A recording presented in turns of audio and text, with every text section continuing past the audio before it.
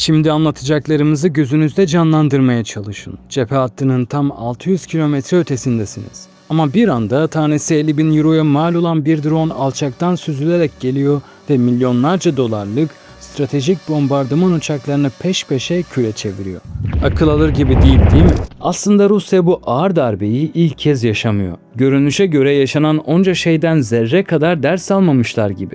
Bizi biraz geriye 1 Haziran 2025'e götüren kritik olayı hatırlatmakta fayda var. Ukrayna, savaşın başından beri Rusya topraklarının derinliklerinde gerçekleştirdiği en büyük ve en etkili sızma operasyonuna imza atmıştı. Kiev'in resmi iddialarına göre tam 41 Rus askeri uçağı o gece isabet aldı. Böylece Rusya'nın stratejik seyir füzesi taşıyan bombardıman filosunun %34'ü tek bir gecede felç oldu. Vurulan hedefler listesinde neler yoktu ki? Tu-95, Tu-22, Tu-160 bombardıman uçakları ve yeri doldurulması neredeyse imkansız olan A-50 erken uyarı uçakları. Sadece birkaç saat içinde ortaya çıkan maddi zararın faturası 7 milyar dolar civarındaydı. İşte bugün geldiğimiz noktada örümcek ağının çok daha genişlediğini ve yeni kurbanlar yakalamaya devam ettiğini izliyoruz. Bu videoda Kiev'in savaşı kara yerine havadan Rusya topraklarını taşıma stratejisini ele alacağız. GZT ailesi olarak 3 milyon hedefine emin adımlarla ilerliyoruz. Türkiye ve dünya medyasında olmayan haberleri, içerikleri sizler için hazırlıyoruz. Eğer sizler de görülmeyeni görmek, gizli ve konuşulmayanları duymak istiyorsanız kanalımıza abone olmayı unutmayın.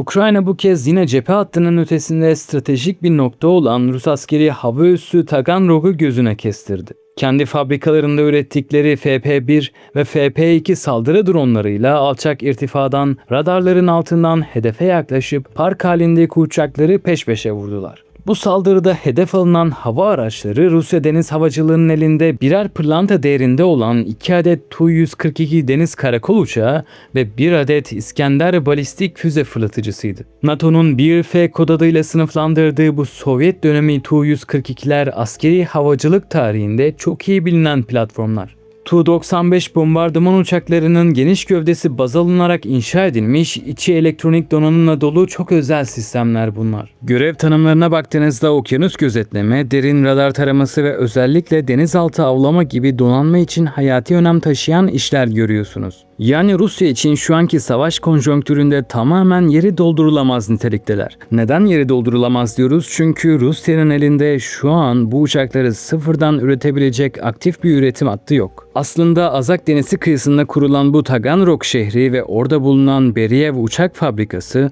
Ukrayna ordusunun derin operasyonlarında çok uzun süredir hedef listesinin en üst sıralarında. Burası Rusya'nın en değerli havacılık varlıklarının bakım, onarım ve modernizasyon merkezi konumunda. Zaten hatırlayanlar olacaktır. Ukrayna geçtiğimiz Kasım ayında da bu fabrikaya saldırı düzenlemişti. Rusya'nın elinde kalan tek deneysel lazer laboratuvar uçağı olan ve 2016'dan beri bu tesiste atıl vaziyette bekleyen A-60 uçağını vurup imha etmişlerdi. Ukrayna'nın cephe ötesindeki saldırıları sadece hava kuvvetleriyle sınırlı değil. Karadeniz filosunun kalibre seyir füzeleri taşıyan kritik savaş gemisi Amiral Esteni Novorossiysk üssünde dronlarla hedef almışlardı. Mart ayından bu yana düzenlenen 4 ayrı saldırıda geminin radarları, baş topu ve çapa sistemleri hasar alırken bu durum geminin açık denize çıkıp füze fırlatma kabiliyetini büyük ölçüde kısıtladı. Peki cephe gerisinde bu işleri nasıl organize ediyorlar? İşin üretim ve mühendislik ayağına baktığımızda fabrikalarda işlerin gerçekten bambaşka bir boyuta evrildiğini görüyoruz.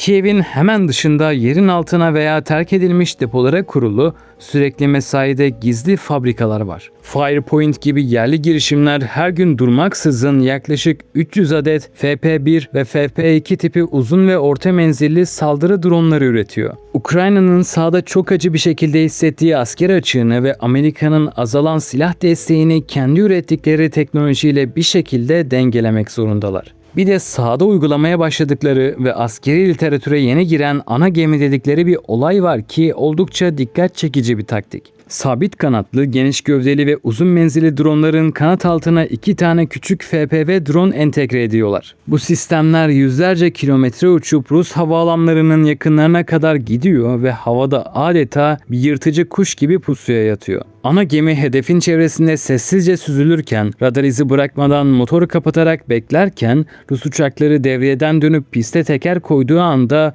Küçük dronlar yuvalarından fırlayıp saniyeler içinde hedefi tam kalbinden vurup imha ediyor. İşin bir de karmaşıklaştırma boyutu mevcut. Hedeflere sadece patlayıcı yüklü dronlar gönderilmiyor. Rus hava savunmasını yormak ve sistemleri tüketmek için asıl filonun arasına yüzlerce sahte drone karıştırıyorlar. Hatta bu sahte dronların bazıları jet motorlu olarak tasarlanmış. Yani Rus radarlarına tıpkı bir seyir füzesi gibi yansıyorlar. Amaç düşmana yanlış hedeflere mermi harcatmak ve hava savunma ağını felç etmek. Tabi Ukrayna'nın yerli üretimde bu kadar sınırları zorlamasının ve bu asimetrik taktiklere yönelmesinin arkasında acı bir tecrübe var. Amerika'daki yönetim yardımları kesme noktasına getirince siperdeki askerden sokaktaki vatandaşa kadar herkeste moraller epey düştü. Ancak Ukrayna ve halkı bu ölümcül krizi bir şekilde fırsata çevirmeyi başardı. Dışa bağımlılığı kırmak için ellerindeki tüm imkanları seferber ettiler. Yerli savunma sanayisine daha önce eşi benzeri görülmemiş bir kaynak aktardılar. Avrupa'dan gelen destekler ve içeride halkın da bağışlarıyla başlatılan bu yerli drone seferberliği gün geçtikçe güçleniyor. Özellikle Avrupa Birliği'nden 90 milyar euroluk krediyi koparmayı başarınca hazineye giren bu parayı tamamen kendi yerli silahlarını, mühimmatlarını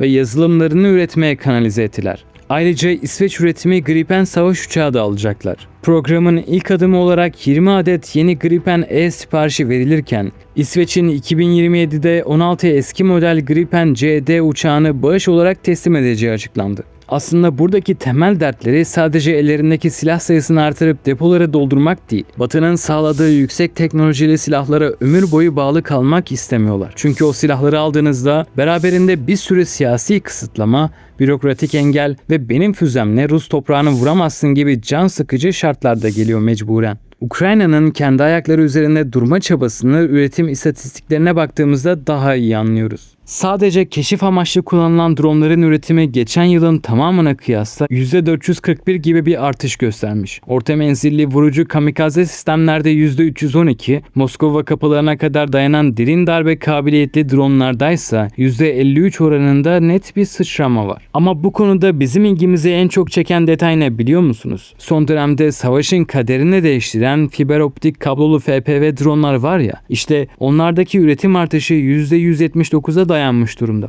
Bu aletler gerçekten sahanın kurallarını baştan yazan oyun değiştiriciler oldular. Çünkü klasik radyo frekanslarıyla çalışmıyorlar. Havadan bir sinyal yaymıyorlar. Bu yüzden Rusların elektronik harp sistemlerinden ve sinyal bozucularından hiç ama hiç etkilenmiyorlar. Arkalarında incecik bir kablo bırakarak uçuyorlar ve oldukça etkililer. Asla kopmayan bağlantıları sayesinde operatörlere saniyede yüzlerce kilometre hıza ulaştıklarında bile sıfır gecikmeli net bir görüntü sağlıyor ve hareketli hedeflere çok daha hassas manevralarla yaklaşabiliyorlar. Dünyadaki hiçbir ordunun şu ana kadar bu fiber optik sisteme karşı tam anlamıyla geliştirebildiği teknolojik bir önlem yok. Aslında biz bunun etkilerini sadece Ukrayna'da değil, Lübnan sahasında Hizbullah'ın İsrail zırhlarına karşı düzenlediği saldırılarda da net bir şekilde görüyoruz. Ukrayna'da General Cherry lakabıyla bilinen bir drone mühendisi ve üreticisi var. Kendi derme çatma atölyelerinde geliştirdikleri sıradan FPV drone'la Rus K-52 taarruz helikopterini havada düşürmeyi başarmışlardı. Savaşın sadece cephede değil, psikolojik boyutta da yaşandığını unutmamak gerek. Olayın Rusya tarafına mercek tuttuğumuzda savaşın doğrudan kendi evlerinin kapısına, fabrikalarına ve petrol rafinelerine kadar gelmesinden duyulan derin rahatsızlık toplumda giderek tırmanıyor. Artık Ukrayna dronları cephe hattından binlerce kilometre uzaktaki Ural dağlarına kadar çok rahatça ulaşıp stratejik hedefleri vurmaya başladı. Eskiden şok etkisi oluşturan bu patlamalar sıradan vatandaş için artık günlük hayatın bir parçası haline almaya başladı. Diğer taraftan kısa süre önce olağanüstü hal mantığıyla kabul edilen bir yasayla Rusya Merkez Bankası ve ülkedeki diğer büyük finansal kurumlara, enerji şirketlerine bir yetki tanındı. Kendi güvenlik masraflarını bizzat kendi bütçelerinden karşılamak şartıyla tesislerine yaklaşan şüpheli dronları silahla vurma ve askeri tip sivil sinyal bozucu kullanma yetkisi verildi. Ukrayna'nın durmaksızın ürettiği bu orta ve uzun menzilli dronlar sayesinde Rus ordusu da sahada geri adım atmak, kaynak kullanımında sert kararlar almak zorunda kalıyor. Cephedeki lojistik tüketimi karşılamak artık çok daha zor. Yakıt tüketimini azaltmak, hedef olmamak için konvoyları küçültmek ve lojistik ikmalatlarını silahlarını Ukrayna namlularından uzak, güvenli bölgelere doğru uzatmak zorundalar. Savaşın ilk yıllarında cepheye sadece 80 kilometre mesafede çok rahatça kurdukları mühimmat yığınlarını ve yakıt depolarını artık drone menzilinden ve topçu ateşinden kaçırmak için mecburen 120 ila 150 kilometre geriye taşımak zorunda kalıyorlar. Cephe hattına geri döndüğümüzde ise bahar aylarının gelmesiyle Rus güçleri aylardır bir türlü istedikleri ivmeyi yakalayamıyor. Ukrayna dronlarının baskısı yüzünden sahada geniş çaplı bir yarma harekatı yapıp ilerleme kaydetmekte oldukça zorlanıyorlar gibi. Tabi bütün bu baskıya rağmen Rus askeri aklını ve ordunun köklü adaptasyon yeteneğini hafife almamak gerek. Onlarda da sahada bir toparlanma, bazı hatalarından ders çıkarma ve yeni savaş şartlarına adaptasyon süreci yaşanıyor. Kilitlenen sahadaki operasyon hızlarını artırmak ve Ukrayna hatlarını yarmak için yeni taktiksel yöntemler deniyorlar. Özellikle doğudaki Dobropilya, Kostyantynivka, Duruşkivka, Kramatorsk ve Slovyansk şehirleri üzerinde şu sıralar nefes aldırmayan bir Rus topçu baskısı var. Ukrayna'nın drone tehdidi yüzünden Rus Tugay komutanları artık savaşın ilk günlerindeki gibi onlarca tanktan oluşan büyük zırhlı konvoylarla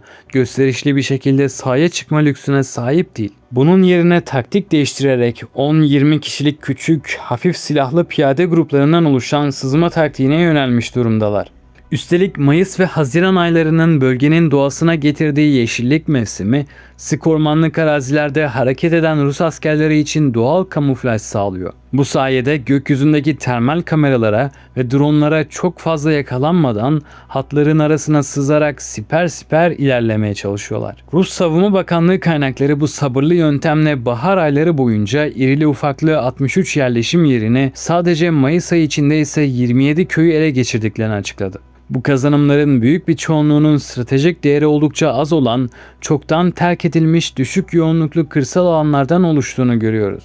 Diğer yandan Rusya'nın son dönemde dünyaya bir gövde gösterisi niteliğinde gerçekleştirdiği saniyede kilometrelerce yol alan Oreşnik hipersonik füze saldırıları kıta Avrupa'sında büyük bir şok dalgası oluşturarak alarm zillerinin çalmasına neden oldu. Başta Almanya ve İtalya gibi ülkeler olmak üzere tüm Avrupa başkentlerinde büyük bir yankı uyandıran bu hamle, kıtayı Amerika'nın nükleer şemsiyesinden çıkıp kendi bağımsızlığını aramaya giden yolda önemli bir dönüm noktası. Zira Ukrayna ve Almanya arasında teknoloji transferi ve uzun vadeli işbirliği anlaşması imzalandı. Bu ortaklık Freya adı verilen mevcut muadillerine göre çok daha düşük maliyetli olan ve Avrupa'daki fabrikalarda hızla seri üretime sokulabilecek yeni nesil antibalistik hava savunma projelerinin de sağlam bir temelini atmış oldu. Artık Kiev'i maddi ve manevi olarak destekleyen müttefik ülkeler de savaşın ilk günkü dinamiklerinin tamamen farklılaştığını, Rusya içindeki askeri ve ekonomik hedeflerin aslında ulaşılabilir olduğunu çok net bir şekilde raporluyorlar. Trump yönetiminin yürüttüğü şu ana kadar pek de somut bir sonuç vermeyen diplomasi trafiğinin ardından Kiev koridorlarında hakim olan tek bir gerçekçi görüş var. Olayın özü şu: masa kurulacaksa bu ancak ve ancak Rusya'nın sahada dayanabileceğinden, içerideki halkına izah edebileceğinden çok daha ağır bir ekonomik ve askeri yıkım altına girdiği zaman mümkün olabilir. Madalyonun diğer yüzünde Putin'de ise şimdilik herhangi bir geri adım atma veya uzlaşma niyeti ufukta görünmüyor. Kameralar önünde Ukrayna ordusunun insan gücü ve topçu cephanesi eksikliği nedeniyle tam anlamıyla çökmenin eşiğinde olduğunu, direnişin kırılmak üzere olduğunu iddia edip siperdeki Ukraynalı askerlere komutanlarını dinlemeyip silah bırakarak teslim olma çağrısı yaptı. İddialara göre Rus lider ne pahasına olursa olsun sonbahar aylarına kadar Donbas'ın tamamını askeri olarak kontrol altına alıp barış masasına elini güçlendirerek ve toprak taleplerine daha da arttırmış bir şekilde oturmaya planlıyor. Kremlin'in asıl umudu ve stratejisi ise iç siyasette dengeleri değişen, dış yardımları kısmak isteyen Amerika'nın Ukrayna'ya masada kabul etmesi için finansal şantaj ve silah ambargosu yoluyla baskı yapması yönünde. Ukrayna tarafına baktığımızda baş ağrıtan gerçekler de var. Ordu için acil topçu mühimmatı alma girişimine ortak olan müttefik ülke sayısı çok kısa bir süre içinde 18'den 9'a kadar düştü. Sahada ise hala çok ciddi bir insan gücü ve nitelikli personel sıkıntısıyla baş etmeye, ordunun iskeletini ayakta tutmaya çalışıyor. Cephedeki zorlu şartlarda savaşan askerlerin maaşlarında ve sosyal haklarında yapılan gözle görülür iyileştirmelere, artışlara rağmen orduya yeni, genç ve gönüllü asker bulmakta sistemik bir zorluk çekiyorlar. Hepimizin sosyal medyada kaydırırken denk geldiği asker alma şubesi yetkililerin sokak ortasında zorla yaka paça asker toplama videolarını bir anlığına hatırlayın. Durumun vahameti ve halkın savaşa olan yorgunluğu oldukça açık. Rusya ise sahip olduğu coğrafya ve nüfus avantajıyla insan kaynağı bulma ve topçu cephanesi üretme konusunda niceliksel üstünlüğünü uluslararası yaptırımlara rağmen koruyor. Bir yandan da cephedeki bu tıkanıklığı aşmak ve Ukrayna halkının direnişçi moralini içeriden çökertmek, onları karanlığa mahkum etmek için elektrik santrallerine, barajlara ve hayati enerji altyapılarına saldırmaya devam ediyorlar. Yaz ayları tarafların sahaya sürdüğü ve kaynaklarına adadığı bu yeni yıpratıcı stratejilerin tutup tutmayacağını, kimin iradesinin daha önce kırılacağını hepimize gösterecek. Ayrıca bu savaştaki asıl olay büyük bir orduyu doyuracak, mermisini sağlayacak lojistik çarkı kimin daha uzun süre ve ne kadar hasarsız bir şekilde döndürebileceği ile alakalı. Şimdi anlatacaklarımızı gözünüzde canlandırmaya çalışın. Cephe hattının tam 600 kilometre ötesindesiniz. Ama bir anda tanesi 50.000 euroya mal olan bir drone alçaktan süzülerek geliyor ve milyonlarca dolarlık stratejik bombardıman uçaklarını peş peşe küre çeviriyor. Akıl alır gibi değil mi?